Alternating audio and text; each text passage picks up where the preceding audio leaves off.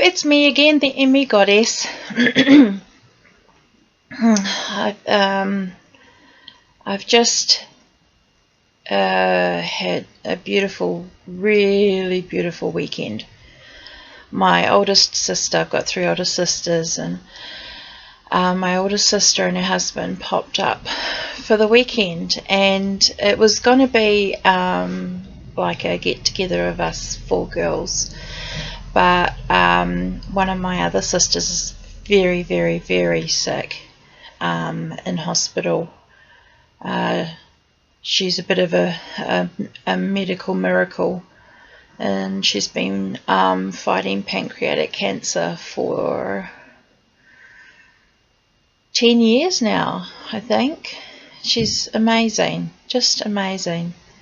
And my other sister, I think she had some family over and also started a new job, so that was all good. And so it was just my oldest sister and her husband that came, and it was just a really, I'd set this weekend up because I know I'm deteriorating, and to be able to have, 24, 36 hours with my sister, where she could see exactly what ME is. She could see how it functions within my body. We went out to the mall because I haven't left the house since Christmas Eve. I've been in bed since then. And but I thought, I'm just pulling out all the stops. I don't care what happens afterwards. I'm going to spend time with my sister. I'm sorry about the reflection on my glasses. It's a little tricky. Maybe if I smooch down a bit. So I went in the car. It's an hour drive from our place to the mall, airport. And it was so lovely to pick them up, and then we drove back and we stopped off at Lower Hutt Mall, and I wanted to take the opportunity to get some more scrapbooking bits and pieces for the portable mother that I'm making for my babies. Excuse me. And of course I was in my wheelchair and I was a bit dodgy anyway. Because of the, the Christmas had taken quite a lot out of me. And so we're wandering around, and of course I turned blue, and my face was purple, my hands were blue, and she was like looking at me going, "Are you alright? Are you alright? Are you alright?" And I was sort of explaining and Honey was amazing. She says, no, this is okay. This means that we're at that point where we probably should be going home. In fact, we were probably at the point where we should have been going home about the time we arrived. But he was very, very understanding that I really needed this. I really needed this. So we got our bits of pieces in the warehouse, and all of a sudden my body just crashed, and I started to, my hands started to get the wobbles, and I sort of started slumping lower and lower in my... It's not a Christmas tree. It's not a Christmas tree. It's not a Christmas tree. No. Yes, my wheelchair. Excuse me. And then all of a sudden my body started having this full-on fit, because I've had a couple of full-body seizures. And Mione was going like, Mark, because it was so frightening for her. And so we started heading back to the car. I knew we weren't going to make it back to the car in time, and so I was trying to make myself understood, but I couldn't speak words anymore. So anyway, I managed to make enough noise that we went to the wheelchair toilet, and I had my full-blown episode in there, and then once I was sorted out after that, we headed home. And my sister was so, she was just so lovely and so gracious afterwards, saying, I'm so glad we came up to see you. And because, my argument had been, but I've been telling everybody, that what's happening to my body. I've been putting the research out there, and I've been, trying to keep everybody in the loop. And I said, but there's just been this massive, massive vacuum, which led to me being virtually suicidal a couple of years ago after 3 years of solid testing. It was a rough ride. It was a really rough ride. And she said that she was so sorry that she had dismissed me and all of the family, and I have a very big family. And basically she said that, it's just like, it's been a drama queen again, and we have a lot of scars on our family because some of the things that went on with our mum. And so the family kind of put me in the same category as our mum, who suffered terribly from various ailments, including hypochondria. And there was just this moment where she said, oh, please forgive me for dismissing you. She said to honey, you have to thank you and how amazing he is for everything he does for me. Because I had everything. I had incontinence going on. I had to have my daughter changing my pants for me because I wasn't able to. And I couldn't feed myself. I had to drink my coffee while we were out through a straw.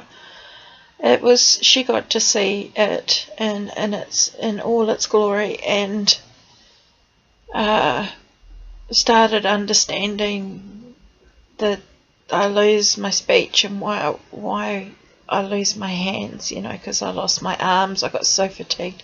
I lost my arms, which means I couldn't get myself on and off the toilet and things like that. Simple things that, I've been telling and talking about, but it just hasn't registered. And of course we're talking about, what this means for the future and likely outcomes that we can expect over the next year or so. Maybe a little longer, maybe a little shorter, we don't know. And I was able to talk with her through, all the things that had kind of been missed over the last 5 years. And I said to her, because the opportunity is there if my other family members feel that they're in a position to be able to process and cope with what's going on with me, that excuse me, that door is always going to be open to there's always open for a discussion. One of my biggest fears my whole life has been about being invisible.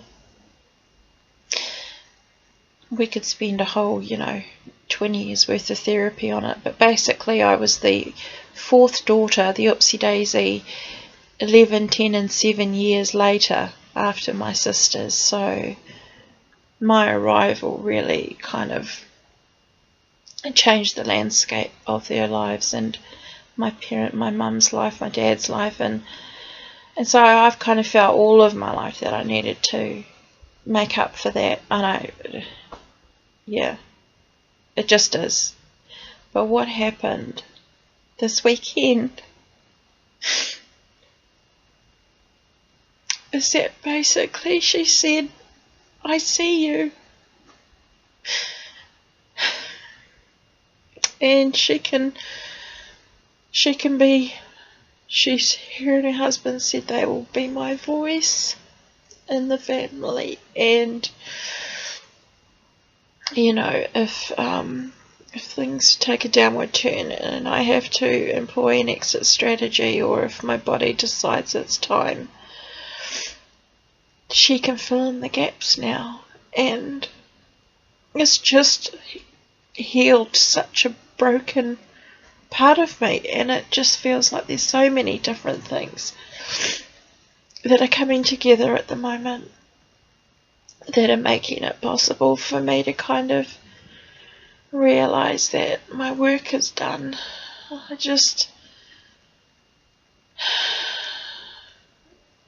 work is done. My work is done. I don't have to do any more work. I just have to be with my babies and my honey, and my amazing friends, and kind of just take each day as it comes. And for the first time in a really, really long time, I feel like I can just take each day as it comes. When things come, when things change, excuse me, when things change, that I can just ride it. It's okay. It's okay. I'm not invisible, and I have an advocate within my family who can say, well, actually, it's all true. It's all true. And that's quite an amazing feeling. I can't begin to express how huge that is. It was just the most, we had so much fun. I haven't laughed like that for ages, because I'm getting rid of a lot of my stuff.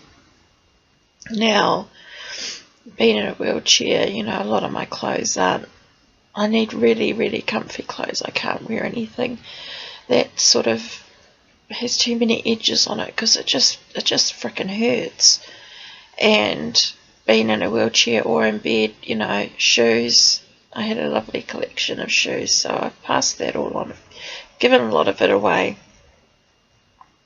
putting some of the stuff on Trade Me, slowly working through all of my, when I was working as an artist and a jeweler and a sculptor and stuff, I'm slowly letting that stuff go, and I can just focus now on the Portable Mother, which is basically a beautiful, completely handmade scrapbook of all my best advice, in case I'm pushed off my mortal coil anytime soon, that my biggies can refer to and reflect, and my babies can go to, and I can still be part of their moulding and their growing process. So that is the most important project that I have in my world now. And I don't know, just so much stuff changed.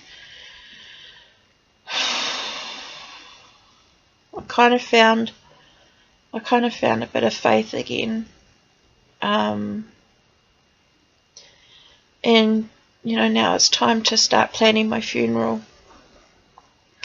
before I end up in a position. I know a lot of people saying, oh, don't be so dramatic, what are you doing that now for? Well, actually, I have no idea when my ability to communicate is going to stop, or for how long, and I have no idea what my body's going to do next.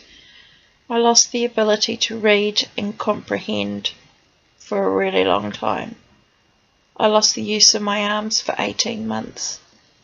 I have absolute certainty that this disease is not done with me yet. It's probably still got a few things to throw at me that might impede my ability to communicate in a way that I need to communicate. So the funeral thing, just to talk with her about things, and her husband's a pastor. They're very faithful people. And it was just lovely to talk with them, because we don't see eye to eye on everything, and it was lovely to just say, well, we don't see eye to eye on everything, but you've given me a real gift in how to reconnect, because knowing that your life's going to be cut short is a really scary and lonely experience, and to be able to just creak open a little crack of whatever my faith is. It's not the same as theirs. It's not the same as yours. It's my faith, but I had kind of become so bogged down in everything that I just didn't want to go there. It was I don't want to think about God stuff or universe stuff or angel stuff or any stuff. And having the opportunity to talk with them, and there's such a big thing about euthanasia and things like that, but to be able to talk through with them the fears around it,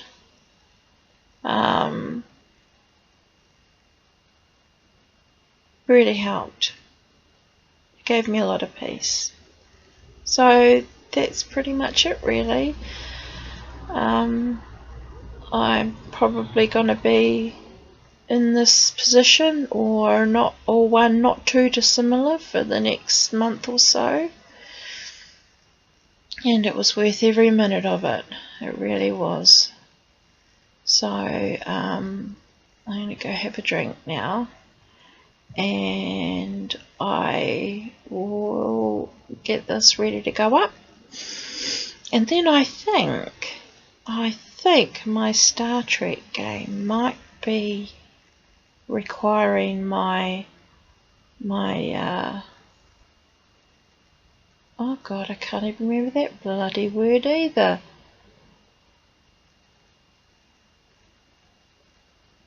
Oh, how annoying is that? My Star Trek game might be requiring